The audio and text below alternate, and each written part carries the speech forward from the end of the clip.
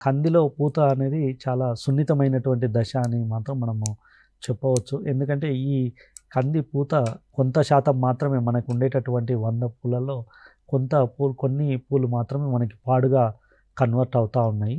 అయితే ఇవి ఎందుకు కొన్ని తగ్గిపోతా ఉన్నాయంటే ఇందులో ప్రధానమైనటువంటి కారణాల్లో నీటి తడి ఎక్కువైనా గానీ పూత రాలిపోవడం అనేది గమనించడం జరుగుతుంది.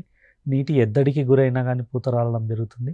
చీడపీడలు ఆశించినటువంటి అప్పుడు కూడా ఈ కంది పూత రాలిపోవడం అనేది జరుగుతూ ఉంటుంది. సో తప్పకుండా కొంత ఇటువంటి సమయంలో పోషకాల లోపం ఉన్నప్పుడు కూడా మనకి రాలిపోవడం అనేది జరుగుతూ ఉంటుంది.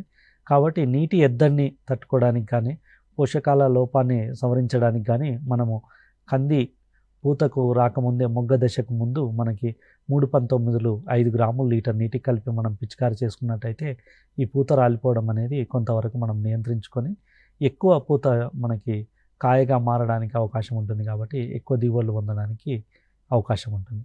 అదేవిధంగా కాయ దశలో కూడా మనకు కొంత బెట్టకు గురైతే గింజ అనేది లావుగా గుండ్రంగా ఉండకుండా జరుగుతుంది. కాబట్టి ఇటువంటి సమయంలో కూడా మల్టీకే మనకి 10 గ్రాములు లీటర్ నీటికి కలిపి మనం పిచికారి చేసుకున్నట్లయితే గింజ కట్టే దశలో మనం మల్టీకే స్ప్రే పిచికారి చేసుకున్నట్టయితే కొంత అధిక దిగుబడులు పొందడానికి, గింజ బరువు పెరగడానికి అవకాశం ఉంటుంది.